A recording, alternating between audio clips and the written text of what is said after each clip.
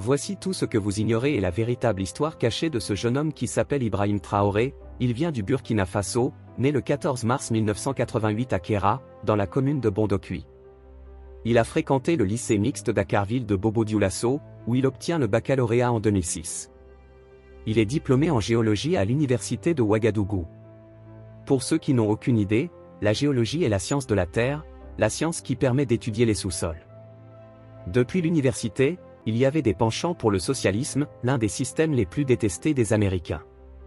Depuis son jeune âge, il avait déjà fait son choix, le choix de ne plus s'engager avec les pays occidentaux qui font partie du système capitaliste.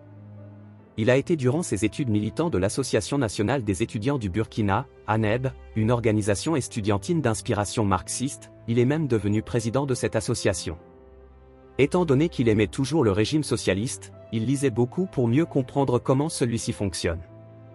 C'est quelqu'un qui s'était investi pleinement dans son parcours académique. Traoré n'est pas issu du Prytanée militaire de Kadiogo, PMK, contrairement à son prédécesseur Damiba et bon nombre d'officiers burkinabés. Après des études universitaires en géologie à l'université Joseph Kazerbo à Ouagadougou, Ibrahim Traoré intègre l'armée en 2010. Il fait sa formation à l'Académie militaire Georges Namoano, une école de formation d'officiers basée à Pau, où il sort vice-major de sa promotion. Le jeune soldat va rapidement gravir les échelons militaires. En 2012, il devient sous-lieutenant. En 2014, il passe au grade de lieutenant avant d'être promu capitaine en 2020. En mars 2022, il est nommé chef d'artillerie, ERA, du 10e régiment de commandement d'appui et de soutien, 10e RCAS, basé à Kaya par l'ex-président Damiba. Cette base se trouvait dans la ville de Kaya, à environ 2 heures de route de la capitale du Burkina. Le capitaine Traoré a participé à plusieurs opérations militaires dans la lutte contre le terrorisme, notamment à Djibo, où il était placé sous les ordres du lieutenant-colonel Damiba, alors commandant du groupement des forces armées antiterroristes en 2017. Il a également pris part à l'opération Otapuanu en 2019 et a aussi servi au sein du détachement militaire de Marcoua au Sahel. Les résultats de ces missions prouvent qu'Ibrahim est un homme courageux avec de nombreuses tactiques.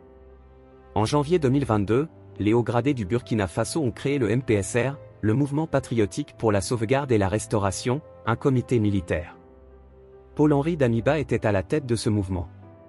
Ce dernier a réussi un coup d'État, renversant Rochmark Christian Kaboré, qui était le président du Burkina Faso, et Henri Damiba a pris le pouvoir. Ibrahim Traoré faisait partie du MPSR qui a aidé Damiba à réaliser le coup d'État pour prendre le pouvoir. Ibrahim Traoré est devenu président du MPSR, le mouvement de sauvegarde et de restauration.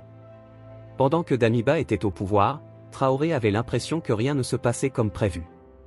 Il s'est tourné vers Damiba pour discuter des graves situations qui évoluaient au Burkina Faso, surtout dans les zones où il y avait des rebelles. Sans succès, Damiba ne semblait pas se soucier d'Ibrahim Traoré, même après qu'il lui ait présenté une situation grave qui évoluait à la frontière du Mali et du Niger, où les rebelles s'installaient presque partout. Le président n'a rien fait, comme si cela ne le concernait pas. Le 30 septembre 2022, le MPSR, dirigé par Traoré, a de nouveau frappé en renversant Damiba par un coup d'État et en prenant le contrôle du pouvoir.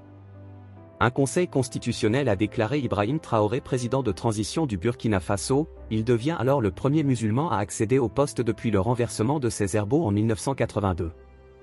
Il a prêté serment devant le peuple de respecter, faire respecter et défendre la constitution de la transition ainsi que les lois.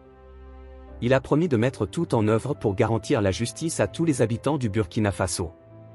Ainsi, Ibrahim Traoré est devenu le plus jeune chef d'État non seulement du Burkina, mais aussi du monde entier.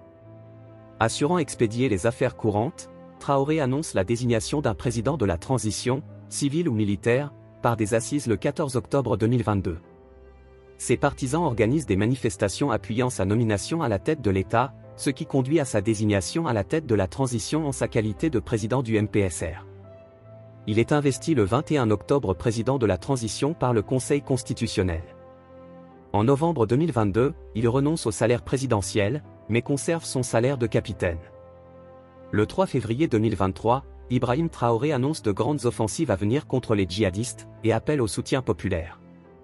En avril de la même année, il décrète la mobilisation générale.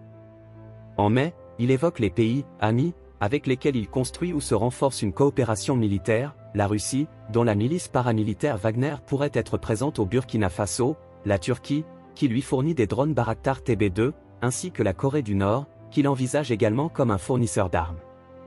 Il souhaite s'éloigner de la France, en donnant 5 jours à un groupe de soldats français basés au Burkina pour qu'il quitte le pays.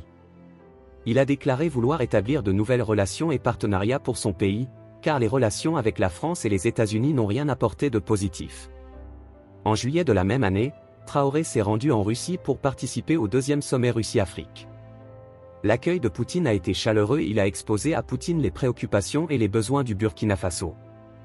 Les médias ont commencé à parler de lui pour sa maîtrise de la communication et sa bravoure. À son retour de Russie, les rues du Burkina étaient remplies de gens. Rafik Ibrahim a eu le courage de discuter des vrais problèmes et d'annoncer des changements pour le pays qui a souffert pendant de nombreuses années. La particularité de ce qui se passe est que la jeunesse du pays, composée à 70% de la population, soutient Ibrahim et voit en lui un second Thomas Sankara. Pour l'heure, le gouvernement privilégie le recours à ses propres forces dans la lutte anti-djihadiste et ne semble pas avoir demandé l'aide des Russes de Wagner. Décidant de durcir la lutte contre le terrorisme islamiste au Burkina Faso, son gouvernement organise un recrutement exceptionnel de 3000 militaires du rang, ainsi que l'enrôlement de 50 000 supplétifs, volontaires pour la défense de la patrie. Alors que le budget de l'État, affecté par les sanctions économiques, peine à financer l'effort de guerre contre les djihadistes, le gouvernement est amené à augmenter les taxes. Grâce à son âge, son expérience du terrain et son langage, Ibrahim Traoré séduit auprès de la jeunesse, qui compte pour plus de 70% de la population mais reste largement sous-représenté au sein des institutions politiques. Il invoque régulièrement les idéaux de Thomas Sankara lors de ses discours, tels que la lutte pour la souveraineté nationale et le rejet de l'impérialisme. Il obtient ainsi le soutien des panafricanistes et des wahhabistes. Les réunions se sont conclues par des discussions fructueuses et des perspectives de coopération prometteuses entre la Russie et les pays africains. C'était l'histoire du président Ibrahim Traoré. Maintenant, la grande question est, n'y aura-t-il pas de piège ? Car un pays comme la France, en apprenant la fin de toutes les relations avec lui après tout, ce temps de profit et de pillage, on ne sait pas vraiment ce qui pourrait arriver. Entre-temps, les choses commencent à tourner.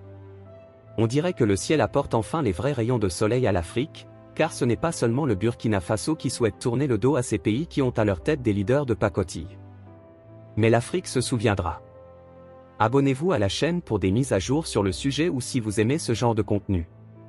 Laissez un j'aime pour soutenir le travail et donnez-nous votre avis en commentaire. À très bientôt.